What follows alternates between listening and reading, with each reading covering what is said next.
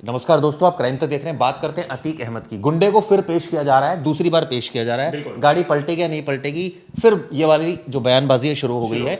और अतीक अहमद ने साफ साफ कहा है कि मुझे तो बहुत डर है, मेरी जान को खतरा है।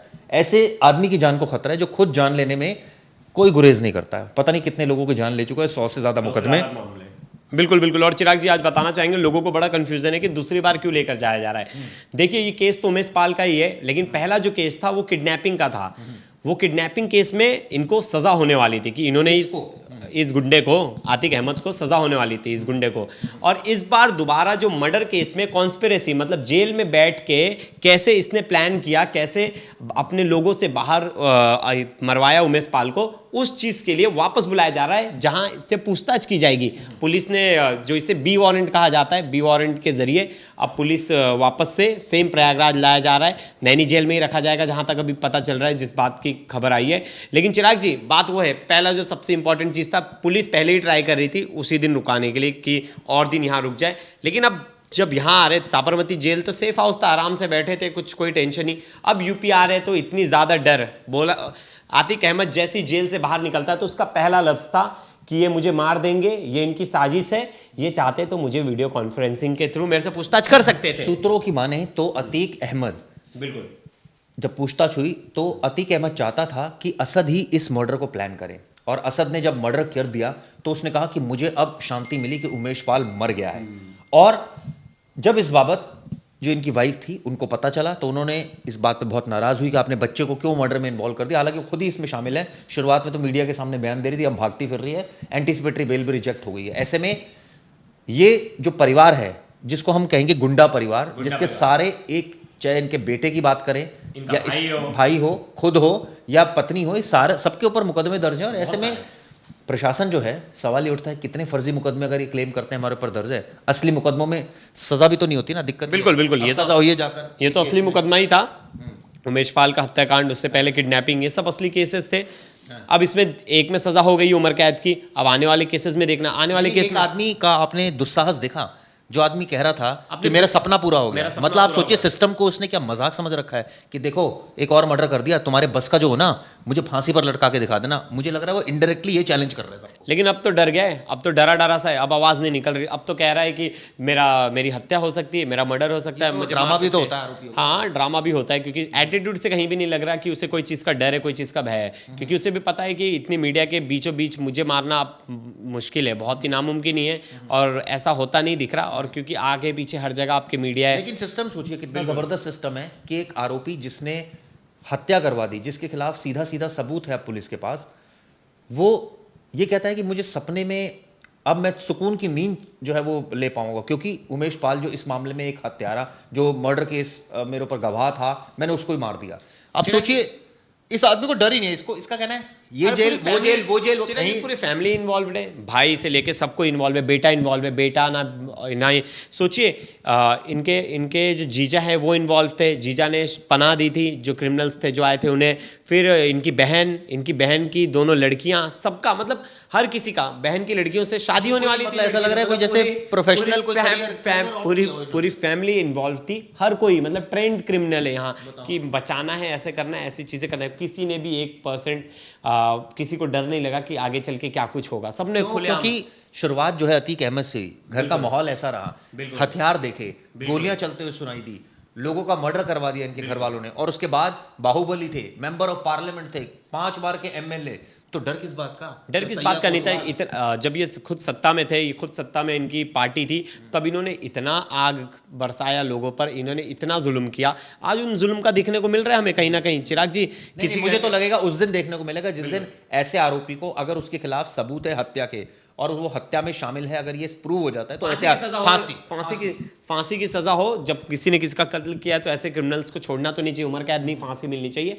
लेकिन वही बात है, अभी भी देखिए चिराग जी, मेन कल्प्रिट तो भाग रहे हैं, जिन्होंने मेन प्लान एग्जीक्यूट किया। अभी तक बेटा भाग रहा है, वाइफ गायब है इनकी, और दो क्रिमिनल जो है वो भी गायब है। मतलब अभी भी जो सारी important प्रॉपर्टी लोग हैं। अटैच कर लो ऐसे आदमी की जिसकी नामी प्रॉपर्टी, हालांकि ये चिराग तो जी, क्या होगा हर साल जब मायावती की सरकार आती थी वो भी इनके प्रॉपर्टी पे बुलडोजर चढ़वा देती थी, फिर क्या होता था, फिर इनकी सरकार आती थी, फिर ये वापस बड़े बड़े महल, बड़े बड़े घर, पैसे इनके लिए कौन सी बड़ी चीज़ है। 100 करोड़ से ज़्यादा का इनके ऊपर इल्ज़ाम है, 100 करोड़ से ज़्यादा अवैध पैसे हैं, ज़मीन के कागजात 1400 करोड़, मतलब समझ सकते हो आप, सिर्फ अतीक पर एक आदमी के ऊपर इतना पैसा, इतना इलीगल पैसा, इतना करप्शन, इतने ज़्यादा केसेस। ऐसे लोगों को तो पार्टी भी सपोर्ट कर रही थी बीच में, अब जा रहा होगा ना, हिस्सा जा रहा होगा, सपोर्ट जा रहा होगा क्योंकि बैकबोन है, क्योंकि कहीं ना कहीं वो उन्हें भी पहुंचाते होंगे, माइट भी हो सकता है, क्योंकि ऐसे लोगों को क्यों कोई सपोर्ट करेगा, इतने बड़े क्रिमिनल को कोई क्यों सपोर्ट करेगा, क्योंकि उन्हें भी अच्छा लगता था कि कोई बाहुबली है एक हमारे पार्टी में, किसी किसी को बोलने की हिम्मत नहीं होगी, फाइनेंस नहीं और बाकी बहुत सारी चीज़ें कराते हैं ना, इनलीगल एक्टिविटी बहुत सारी होती है जो ऐसे ऐसे ऐसे पॉलिटिशियंस से देखते हैं, बहुत सिंपल होता है बोलना। चिराग जी, बिल्कुल ठीक कहा प्रवेश ने कि ऐसे जो अपराधियों को कई पार्टीज पालती हैं और उसके बाद उनका यूज़ करती हैं और मिसयूज़ भी करती हैं, और ये कहा जाए कि वो तो उनको ऐसा लगता है जो अपराधी होते हैं कि उनका कोई बाल भी बाका नहीं बिगाड़ पाएगा, लेकिन सच्चाई ये है कि ऐसा हो भी रहा है।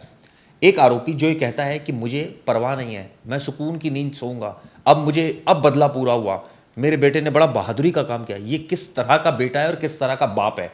ऐसे लोगों के खिलाफ सख्त कानून की जरूरत है और जल्द से जल्द ऐसे लोगों को सजा मिले। चिराग जी, आपको क्या लगता है अब जो आगे जिस तरह से केस बढ़ रहा है, जिस तरह से केसेस ओपन किए जा रहे हैं, अब इतने दिन के लिए रिमांड के लिए बुलाया गया है, जो हो रही है, सख्ती हो रही है, पूछताछ होगी, क्या सुप्रीम कोर्ट का ऑर्डर है कि वो साबरमती जेल में रखना है, तो क्या यूपी पुलिस ज्यादा समय तक रुका पाएगी इन्हें यूपी में? साबरमती जेल में क्यों रखना है? सुप्रीम कोर्ट में हो सकता है दोबारा यूपी पुलिस चली जाए और वहां पर अर्जी दाखिल करे यूपी सरकार और ये कहे कि भैया यहाँ हमें लाने जाने में बहुत समय व्यर्थ होता है, पैसा व्यर्थ होता है, पूरा सिस्टम लगता है, इनको यहीं इसी जेल में रखिए, इनको जान से जो खतरा है, इनको जो खतरा है वो हम इंश्योर कर देंगे खतरा ना हो। बिल्कुल बिल्कुल, और अगर ये बात अगर सुप्रीम कोर्ट मान जाए या ऐसे कोई पिटीशन दायर की जाए तो शायद अतीक अहमद का मुश्किल होगा जीना, फिर वो तो मुझे नहीं लगता कि यूपी की जेल में बैठ के अपना कारनामा कर सके। अतीक अहमद ने दिया था जिसमें हमारे आज तक को ही दिया था, श्वेता मैडम को दिया था, तो अतीक अहमद ही कह रहा था कि जी मेरे ऊपर तो बड़े सारे फर्जी मुकदमे दर्ज कर दिए, मेरे को तो अपराधी बना दिया, मेरे ऊपर तो 2 मुकदमे थे, 200। तो हर कोई बोल रहा है, मुख्तार अंसारी भी बोल रहा है, हर क्रिमिनल यही बोल रहा है। अब सबको पता ही है कोई दूध के धुले लोग तो है नहीं, इनकी क्रिमिनल बैकग्राउंड है, कैसे पैसा कमाए, कैसे ऊपर आए, कैसे इन्होंने अपना वर्चस्व बनाया। अरे यही देख लीजिए ना, लाइव एग्जाम्पल, ये तो बहुत पहले बोल रहे थे ना मुझे झूठे मुकदमे में फंसा, ये उनका बेटा दिख रहा है वीडियो में, थोड़े दिन बाद सज़ा होने वाली थी। तो मतलब आप चाहते थे कि पहला केस जिसमें मुझे सज़ा होने वाली है, अगर उसका ही मेन जो वो है गवाह है वही मर गया तो आगे वाले केस के लोगों डर जाएंगे, आगे मेरे ऊपर जितने भी केस हैं उनके गवाह अपने आप मुकर जाएंगे। ऐसा लग रहा है जैसे बिल्कुल लोअर कोर्ट से लेकर हाई कोर्ट से लेकर सुप्रीम कोर्ट सब डर गए हैं, ऐसा लग रहा है। क्यों? क्योंकि ऐसे अपराधियों को अगर फांसी की सजा नहीं होती, अगर सबूत इनके खिलाफ है तो निश्चित रूप से सोचना, और अगर सबूत नहीं है तो भी सोचने की बात है कि प्रशासन क्यों अननेसेसरी इतने। देखिए ये इस केस में जो किडनैपिंग वाला केस में था, इसमें ज़्यादा से ज़्यादा सज़ा तो 7 साल की है, फिर जो एक और 2 केस ऐड किया गया कि जान से मारने की धमकी देना, हाँ इनके जान को खतरा है, तो उसमें उम्र कैद की जो सज़ा है, मतलब किडनैपिंग और प्लस जान से मारने की जो वो है, तब ज़्यादा से ज़्यादा थी उम्र कैद, उससे बड़ी सज़ा नहीं दे सकते थे।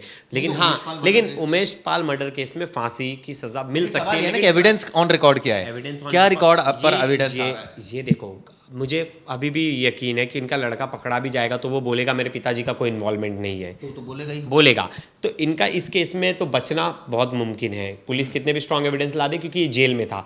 अगर बेटा बाद में अपने ऊपर गुनाह ले भी लेगा कि ये मैंने किया था, तो इनका तो बचना ही है। लेकिन जो 100 केसेस है उसमें बहुत सारे मर्डर केस है, अगर उन मर्डर केसेस में भी स्ट्रॉन्ग एविडेंस हो, बहुत स्पीडी ट्रायल हो, जो ऐसा अपराधी जो शातिर है, जो बैठकर इस तरह की चालें रच रहा है, क्या वो ये चालें रचता होगा? कौन सा केस उसके लिए मजबूत है, कौन सा कमजोर है? उसको लग रहा होगा ये मजबूत केस है, इसमें मुझे सजा हो सकती है, एविडेंस बहुत ज्यादा है, पहले इसी को निपटाओ। क्यों? उमेश पाल मर्डर केस में सबसे पहले उसने कार्रवाई की, इसीलिए कि उसको ये था कि भाई इसमें सजा हो सकती है, या अब जो भी कोई केसेस होंगे जो वो गवाह डर जाएंगे, और दूसरे कई केसेस में प्रवेश जो मेरिट पर केसेस है, इनको पता होता है कि इस केस में हमें सजा हो जाएगी या इसमें इतनी सजा हो सकती है, क्योंकि आधे वकील बन जाते हैं अपराधी। बिल्कुल। तो ऐसे में जब इनको पता होता है कि इसमें सजा मिल सकती है, तो फिर इनको ये लूपहोल्स भी पता होता है कि कैसे बचना है।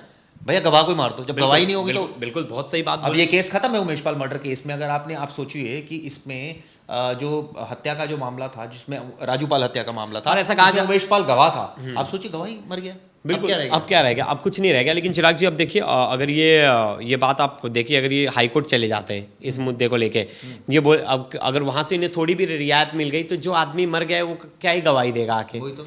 बिल्कुल बहुत मुश्किल हो जाएगा। तो पुराना एविडेंस, बहुत सारी चीज़ें, कहीं ना कहीं पुलिस जो स्टार्टिंग इन्वेस्टिगेशन तो कहीं ना कहीं गलती करती है, उसी का लूपहोल ढूंढ के। अब थोड़ी सी मुझे लग रहा है योगी राज में जो आरोपी है यानी अतीक अहमद है, उसको थोड़ा डर जरूर लग रहा है। लेकिन सवाल ये उठता है कि इतने डर से उसका कुछ होने जाना नहीं है, क्योंकि वो तो कोई डर के बीच में रहा है आज तक। और लोगों को डराता है। ये तो एक तरह की माइंड गेम है कि बस कैसे कैसे लोगों को मैनिपुलेट करना है, कैसे चीज़ों को हाईलाइट करना है। हालांकि कई व्यूअर्स हम जब बात कर रहे थे तो कई ऐसे व्यूअर्स थे जो खुल कर कह रहे थे कि ऐसे एनकाउंटर कर दो, ऐसे आदमी को छोड़ना नहीं चाहिए। देखो, एनकाउंटर की बात चिराग जी कब आती है? एनकाउंटर तो ऐसा कोई करता नहीं, लेकिन पुलिस अपनी आत्मरक्षा के लिए करती है जब सामने वाला। बल्कि कई तो ऐसे व्यूअर्स से, कई पत्रकार भी ऐसे कह रहे थे कि जब जिस आदमी को दूसरे की जान की परवाह नहीं है, ठीक है, उसकी हम परवाह देखिए, क्यों नहीं हम कॉन्स्टिट्यूशन से चलते हैं। अगर क्रिमिनल जैसा कर रहा है, अगर चिराग जी वैसे ही करने लगे तो क्रिमिनल और हम में फ़र्क क्या हो चलिए, जाएगा? आप लोगों का क्या इस पर व्यू पॉइंट है, आप लोग क्या सोचते हैं? हालांकि हमने 5000 बार ये वाली बात कर ली है, 5000 से भी ज्यादा बार, बहुत जिसमें बार हम कह चुके हैं कि अपराधियों के खिलाफ सख्त कार्रवाई होनी चाहिए। और कार्रवाई में क्या होना चाहिए? एनकाउंटर तक की बात सामने आई। कई व्यूअर्स का ऐसा कहना है, हमारे व्यूअर्स हमें लाइव में भी जुड़ते थे, कई व्यूअर्स इस तरह की बात कहते हैं। हालांकि देखिए, हम संविधान के अकॉर्डिंग चाहते हैं चले, लेकिन सवाल ये उठता है ना कि अगर जस्टिस डिले हो रहा है तो जस्टिस डिनाइड भी है। सवाल ये उठता है ना कि एक आदमी मर गया, ठीक है मर गया, अब उसकी अगर न्याय मिलने में 18 साल या 10 साल लग रहे हैं तो उसके परिवार पर क्या बीतती होगी? सिस्टम से एक आदमी खेल रहा है, मजाक कर रहा है, ये चाह रहा है कि भाई इस केस में मैं इसको मार दूंगा, उसको मार दूंगा, तो वो तो अपना काम करे ही जा रहा है और अपराधी बैठ के अंदर मजे लिए जा रहा है, मैं तो ये कहूँगा। तो फिर ऑब्वियसली कई सवाल जरूर खड़ते हैं, फिर ये आती है बात सामने, और इस तरह की कई व्यूअर्स भी बोलते हैं कि भैया ऐसे आदमी को मार दो, क्योंकि ऐसा आदमी जब तक जिंदा है तब तक वो सांप है, वो कहीं ना कहीं डसेगा ही किसी ना किसी को। तो आप लोगों का क्या व्यू पॉइंट है, जरूर बताइएगा। धन्यवाद दोस्तों।